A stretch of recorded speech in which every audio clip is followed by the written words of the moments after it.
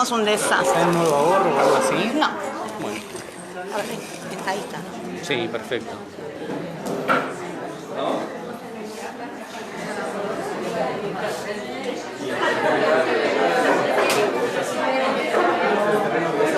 No, y es como que están aprendiendo, ¿viste? Porque ayer una enfermera se me acerca y me cuenta que estaba un chico de 15 años, que bueno, no es un chique porque son con neumotórax espontáneo, es una cosa muy angustiante, no podía respirar, que todo lo estaban tratando, y entonces la enfermera le empezó a decir, bueno, porque los varones, claro, pero no, pero genial eso, porque él agarra y le dice, bueno, yo te puedo decir algo porque yo no me siento nada. La enfermera no entendía nada tampoco, pero le pidió que le explique. El chico le explicó y la madre se puso a llorar. Fue toda una situación muy positiva.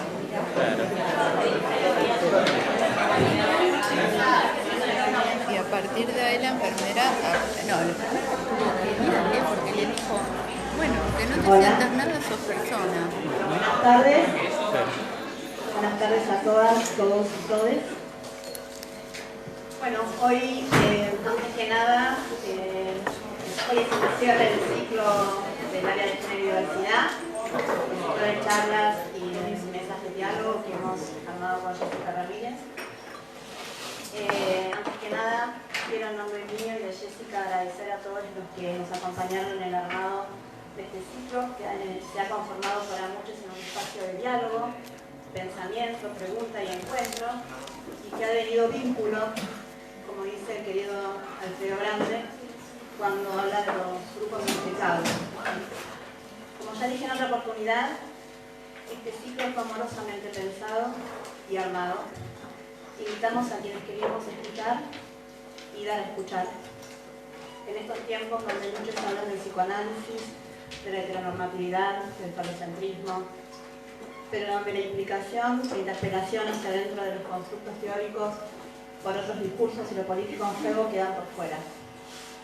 La invitación desde un principio ha sido a dejar de explicar desde el psicoanálisis lo que los feminismos y los discursos queer y de género dicen, a por fin dejarse interpelar por ellos, a problematizar nuestra teoría y descompletarla cuando consideramos que ya lleva bastante tiempo confirmándose y contestándose a sí misma.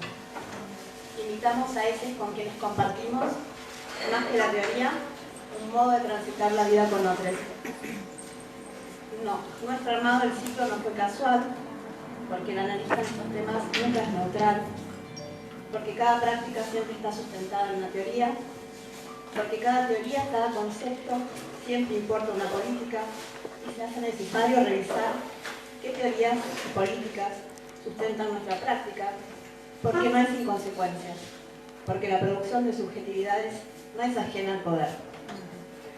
Agradecemos entonces infinitamente a Jorge Richter, a Tamía Yu, a Valeria Paván, a Bruno Bonoris, a Irene Meller, a Sofía Rutenberg, a Gaby Insúa, a María Magdalena, a Camila López, a Gaby Pedrotti, a Alfredo Carlos Grande, a Elena Beatriz Viso, a Débora Tájer. Y gracias a lo que en próximas charlas ya han comprometido su tiempo y su presencia franca para ser parte de este espacio en el 2020, gracias especiales a Sofi Colombo y a Franco Borsani, que sin ellas nada de lo que pensamos para cada encuentro sería posible. Gracias a nuestro equipo, que trabaja comprometido en teoría y clínica desde la perspectiva del género y diversidad sexual, contra todo prejuicio desde el psicoanálisis hegemónico. Gracias a la tercera y a Adriana Roa, que nos apoyó desde el momento uno en este armado, que una vez pensamos posible con Jessica. Gracias, es un agradecimiento especial a Sole Álvarez, amiga y colega, que fue parte en los comienzos de todo esto y que nos acompañó con su presencia siempre. Gracias finalmente al público, al presente, al que nos acompaña desde las transmisiones y los videos, porque ya son parte de la casa. Les esperamos el año próximo con nuevos ciclos, cursos y nuevas propuestas para seguir transitando este camino juntos. Ahora sí, les dejamos con nuestros invitados, con quienes tenemos el honor de cerrar el ciclo. Bueno, con Nico hicimos apertura y cierre. Débora Tájer, la presento, es psicoanalista, licenciada y doctora en psicología por la Universidad de Buenos Aires, magíster en ciencias sociales y salud por la Facultad Latinoamericana de Ciencias Sociales Flaxo, profesora adjunta a cargo de la Cátedra de Introducción a los Estudios de Género, profesora adjunta regular de la Cátedra de Salud Pública y Salud Mental de la UBA, cofundadora del Foro de Psicoanálisis y Género de la Asociación de Psicólogos de Buenos Aires, APA, escribió numerosos artículos, investigaciones y es coautora de libros varios entre los que se encuentran Psicoanálisis y Género, La crisis del patriarcado, Heridos corazones, vulnerabilidad coronaria en mujeres y varones. Jorge Nico Reiter es psicoanalista, estudió en la Universidad de Buenos Aires, fue docente de la Cátedra de Clínica de Adultos de la UBA, Cátedra 2, y en el curso prolongado de posgrado de psicoanálisis del Centro de Salud Mental número 3, Arturo Ameguino. Actualmente es docente y supervisor de posgrado en Centro 2. Fue miembro de la Sociedad Porteña de Psicoanálisis, de Tetrafonía y miembro fundador de la Cantera Freudiana. Ha publicado artículos en revistas y libros especializados y es autor del libro Edipo Gay, Heteronormatividad y Psicoanálisis, que hoy no trabajo, se olvidó. Pero bueno, se puede adquirir en letra, ¿no? Bueno, los dejo con ellos. Dale. Pero vamos, adelante. Seguir con las ganas. Bueno, agradezco al área de género y diversidad sexual de la tercera por invitarme y por darme el honor de hacer el cierre conmigo, con Jorge. Es muy lindo hacer un cierre ya casi en veranito, digamos, está mejor que el invierno con todas esas cosas.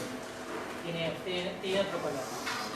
Bueno, este año nos conocimos personalmente y hubo un encuentro, digamos, esas cosas lindas que pasan cuando una se encuentra con alguien con quien le gusta dialogar y comparte, como decía Vero recién, formas de ver la vida, que me parece que tienen que ver con la forma en la cual pensamos, en la cual trabajamos.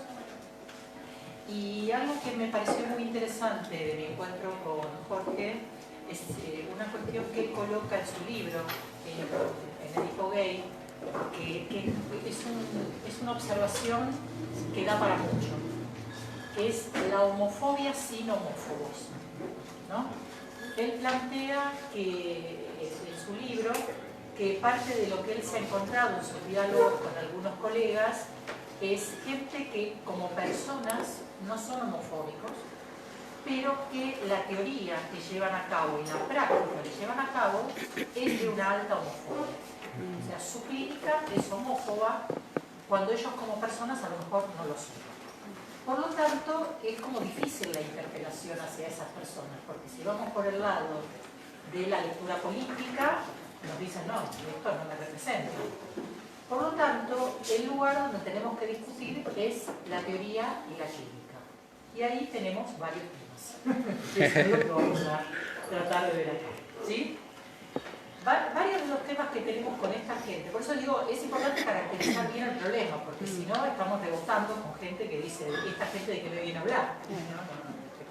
No se reconocen en la interpelación, porque no es una interpelación personal, es una interpelación teórica y clínica.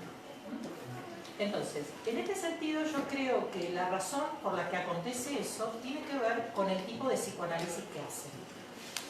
Y que es un psicoanálisis que ubica lo clínico por un lado y lo social por otro.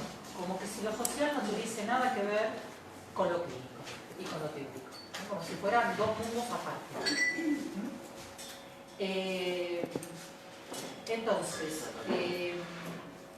y ahí hay un tema que es algo que también lo coloca Jorge en su libro, que es el tema de la dimensión política, que es diferente que la política, no es lo mismo. Quienes trabajamos con dimensión política no militamos el consultorio, ¿sí? Sino que hacemos una clínica que toma en cuenta la dimensión política, es decir, las relaciones de poder que existen en lo social y que dan modos de andar por la vida y dan sufrimientos específicos. Entonces, en este sentido, la idea es que ellos, aunque no se dirían nunca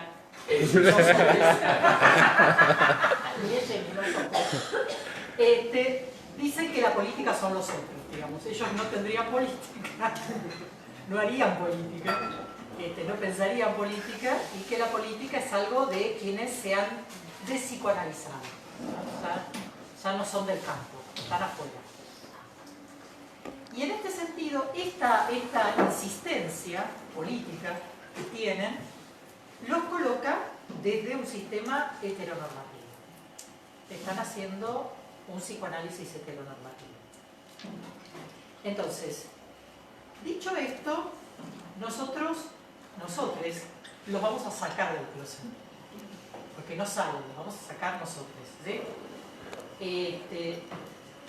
Y ese closet teórico, además de ser heteronormativo, es, como yo digo hace un tiempo, es colonial, en realidad, con lo postcolonial sería pensar de otra manera, y también es patriarcal.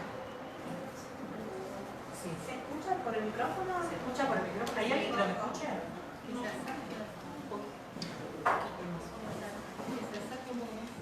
Vamos a subir. ¿Ahora? ¿Mejor? Sí. Entonces, en este sentido, lo colonial es porque todavía tienen una teoría sexual infantil muy fuerte, que la ponen como estatus teórico, que es que los niños vienen de Francia. ¿No? Entonces, nos extrapolan desarrollos que son del centro, de un centro colonial, porque Francia, si bien ha caído en desgracia, ha sido una gran potencia, pero tiene una forma de pensar específica y aparte tiene realidades específicas que distan mucho de esa realidad. Y mucha gente toma acríticamente lo que se produce en la metrópoli lacaniana, fundamentalmente, ¿no? Y como verdad, y lo trasladan a realidades que son bastante diferentes.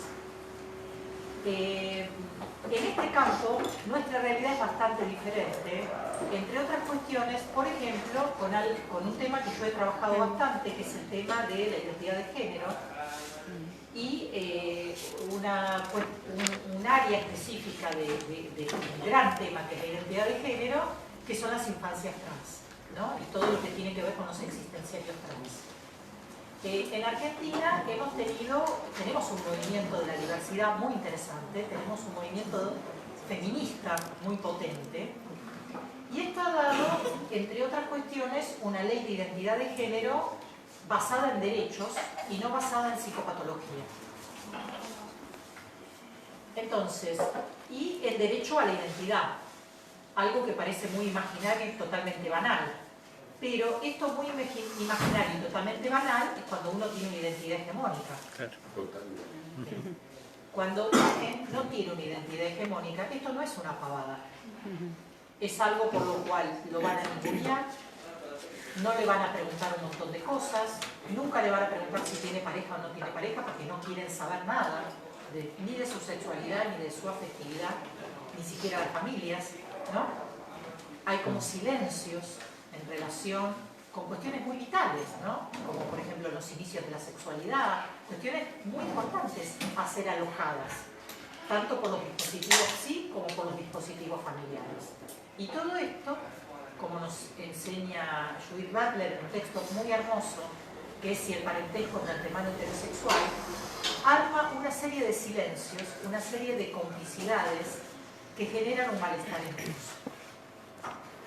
Entonces, nuestra sociedad ha dirimido bastante bien este tema, bastante bien, en el sentido de que yo puedo adquirir el género que me autopercibo. Y puedo hacerlo por un cambio legal o simplemente, sin cambio legal, pedir que me llamen como yo quiero que me llamen. Y que me alojen como quiero que me alojen.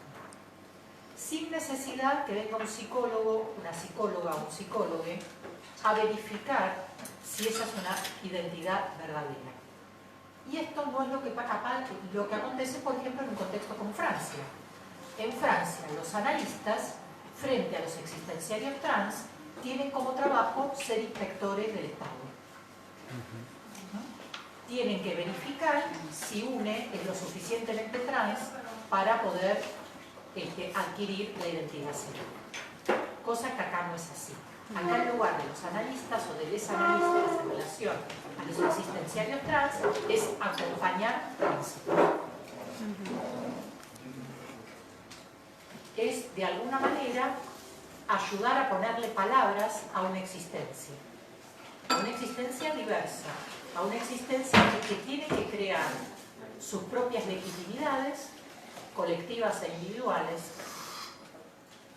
Y en todo caso, nuestro trabajo, desde este campo, desde el campo del psicoanálisis, como práctica comprometida con el tiempo, con nuestra propia época, es poder conceptualizar las realidades y no meterles en el lecho de Procusto, en el cual tienen que entrar en las categorías previas. Tienen que entrar en las categorías previas forjadas en un momento histórico muy particular, que es la modernidad. La modernidad binaria, heteronormativa, ¿sí? Entonces, no podemos leer como femenino y masculino una gama extensa de posiciones identitarias. No podemos leer como hetero-homo una gama extensa de posiciones deseantes, ¿sí?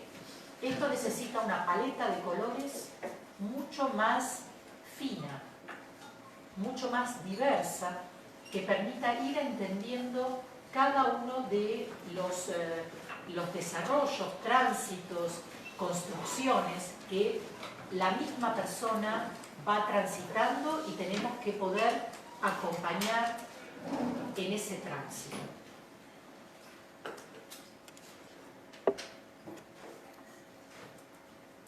Otro de los obstáculos es el estructuralismo. Porque el estructuralismo es una línea teórica que en su momento fue vanguardia, que permitió dar cuenta de un montón de cuestiones que no eran posibles de ver, pero que en este momento es un gran obstáculo porque impide una historización tanto de los conceptos como de las trayectorias subjetivas. Pareciera que hay una verdad universal última, ya estudiada, acerca de cómo somos los sujetos. Nada nuevo se podría decir, que todas las nuevas realidades se podrían interpretar con una exégesis adecuada de lo que Jacques ha dit. Su traducción, lo que Lacan ha dicho. ¿Sí? Parece como si yo leo a la letra y leo de atrás para adelante, como me enseñaban acá a la vuelta. Yo iba a un colegio que ya no existe más, que se llamaba Rambam, que es donde queda el Joaquín B. González. Ahí estudiábamos Biblia. Y el método era el exégesis. Todo lo había dicho Dios. Entonces, ¿no? Desde cómo anda un subte, Dios lo había dicho hacia dónde va. No hacía falta ingenieros, había que saber leer. Bueno, esto que parece que ya ese colegio no existe porque ya nadie quiere mandar a sus hijos a un colegio así, ¿no? Es un colegio de época. Pero hay gente que sigue hablando de esa manera. Y yo me río, digo, yo me fui de ahí para el mundo laico, para escuchar otras cosas, y en el mundo laico escucho mucha religión disfrazada de laicismo, con el mismo método. Bien. Entonces, dicho esto, quisiera hablar un poquito sobre la neutralidad.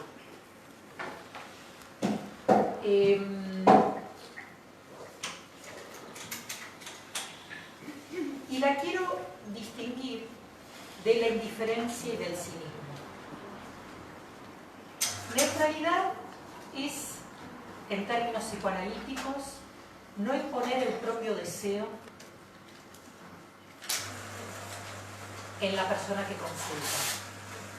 Es decir, aunque formemos parte de la misma parroquia, aunque militemos el pañuelo verde, el pañuelo rosa, el pañuelo que sea,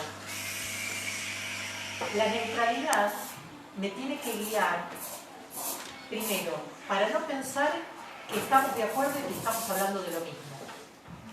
Siempre tengo que preguntar. Por otro lado, mucho cuidado de no imponer mis propias reglas y mis propias maneras de pensar el mundo. Pero no confundir eso con que no me importa la realidad que esa persona tiene y que mucho de su padecer tiene que ver con, por ejemplo, su situación de desigualación social. ¿No? Entonces, no imponer, pero sí alojar que parte de lo que me está contando puede ser muy diferente a lo que me cuenta otra persona cuya sexualidad y cuya identidad son hegemónicas.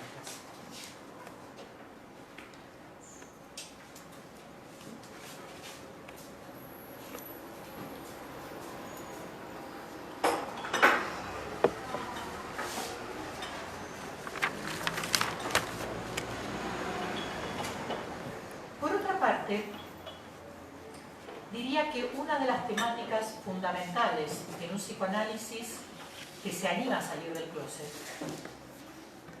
es poder dar cuenta de que, primero, que no tenemos necesidad de hacer un psicoanálisis especial para los especiales, sino que los cambios que están aconteciendo nos tiene que reformular todo el psicoanálisis. También a la heterosexualidad hay que mirarla de otra manera. Hay que mirarla desde prácticas, desde un orden que ya no es el normativo, si bien eso estoy hablando de las grandes urbes, ¿no? Todavía, como decía el otro día, en nuestro país, en los lugares más periféricos, hay adolescentes que se suicidan al conocer, al tener que hacerse cargo de un deseo disidente, ¿no? Porque saben que no van a poder ser alojados. Y aparte porque la homofobia les vuelve, está internalizada, digamos, porque el patriarcado lo tenemos adentro. O sea, no viene solo desde afuera, sino que está internalizado. Y con esto, me voy por una rama para después volver, cuando hablamos de deconstrucción, es una deconstrucción no solo de las hegemonías, sino que es una deconstrucción de lo hegemónico en cada uno de nosotros. Muchas veces por el lado del super-yo, pero no solamente. Con respecto a la constitución de nuestro narcisismo e incluso nuestro propio deseo. Porque si tomamos la línea Foucaultiana de estructuración del deseo, no podemos decir que hay un deseo y por fuera está la represión, sino que el deseo está anudado al poder. Y en todo caso, el trabajo que tenemos que hacer no es el reconocimiento del verdadero deseo, porque no hay algo puro por fuera de él, sino el fino trabajo de desanudamiento del deseo al poder. Y esto es parte del trabajo, el trabajo clínico, el trabajo artesanal, que es trabajar desde una perspectiva de género y desde una perspectiva de diversidad en psicoanálisis, ¿no? Desde el campo clínico. Entonces, dicho esto, la heterosexualidad actual urbana no es obligatoria, eso primero, pero sigue siendo de dominio. Y todas las sexualidades y todas las identidades todavía estamos en el régimen del amor romántico. Y el amor romántico, parte de lo que nos impide es poder entrar en muchas realidades y muchas, digamos, expresiones deseantes que a lo mejor nos habitan. Digo, por ejemplo, en mi clínica tengo muchas personas que quieren tener parejas abiertas. como nunca me pasó tanto. No sé si todo el mundo es así o esa gente mira a verme a mí. No tengo la menor idea. Porque no hay que confundir nunca el consultorio con la vida, ¿no? Yo como investigadora ese tiene que ser un sesgo del cual tengo que estar alerta. Pero entonces, tienen muchos problemas para hacer estas cuestiones, porque parte de lo que les pasa es que quieren, pero quieren solamente ellos, la pareja no. O sea, la pareja abierta de un lado, pero por el otro lado, mejor calmar los nervios, digamos, de que la otra persona se quede siempre en el mismo lugar. No lo van a decir así, pero tienen un ataque de muchas cosas cuando pasan estas cuestiones. Otros se proponen ya, son más valientes, quieren vivir vidas poliamorosas, ¿no? Porque pareja abierta sería el modelo Sartre-Simone de Beauvoir, ¿no? El modelo, la pareja importante, central, y los otros como encuentros. Estas serían las parejas abiertas. Y después, el poliamor no, todo el mundo tiene estatus amoroso. Y ahí hay más lío todavía, ¿no? Porque hay cuestiones en relación con la propiedad del otro, hay cuestiones con respecto a la angustia de saber demasiado, esta ambición de la transparencia, ¿no? Y hay cuestiones que tienen que ver con algo que yo no sé si en estas cuestiones entre lo histórico y lo que es más invariante, que es el tema del desamparo, ¿no? Porque la pareja sigue siendo un dispositivo de amparo.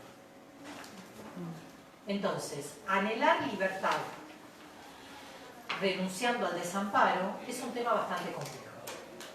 En todo caso, yo diría que lo más interesante sería poder tener una tensión entre deseo de amparo y deseo de libertad, con respecto a lo amoroso y con respecto a lo sexual. Y esto lo digo en términos generales como gran frase, pero también lo digo en términos clínicos. Cómo ir trabajando, y ahí doy un paso más, me parece que el trabajo clínico desde esta perspectiva es un trabajo muy fuerte de soportar las tensiones, ¿no? Entre deseos que muchas veces, dicho esto digo que no hay un solo deseo, sino que hay deseos, y muchas veces se contraponen. Por ejemplo, como este que les acabo de decir, el deseo de libertad y el deseo de amparo, ¿no? Que una conducta que iría más para hacia una cuestión o una elección me dejaría un poquito renga en términos de frazada corta con respecto a la otra, ¿no? Y esto es uno de los temas que me parece importante compartir con ustedes. Y para terminar esta parte, porque dijimos que vamos a hablar un poquito cada uno, pero para después poder tener un diálogo y con ustedes, diría que una de las dificultades que tenemos en el diálogo con nuestros colegas estructuralistas es que nos ubican en esta línea del exégesis, en que si pensamos lo que pensamos es porque no estudiamos algunos textos que tendríamos que haber estudiado. O estudiado más.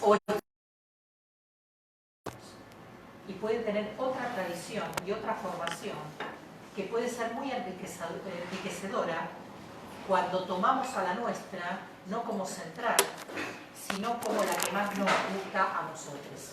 Es decir, si yo me reconozco en una postura teórica porque es la que más me cierra o es la que aprendí, pero no pienso que es la verdad, muy probablemente pueda dialogar con otros en diferencia. ¿Sí?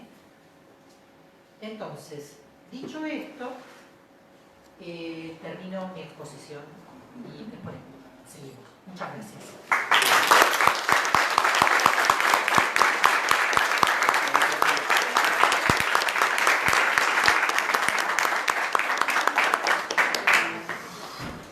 Hola, ¿qué tal? Bueno, muchas gracias a todos, a ustedes que vinieron, a Débora que me invitó, ya fue esta mujer que me ha hecho el honor de compartir este espacio, realmente me siento no solo feliz, sino sumamente honrado, Además, mientras ella hablaba, yo quería todo el tiempo interrumpirla y decirle, ¿viste? Es así. No quedaba bien, ¿no es cierto?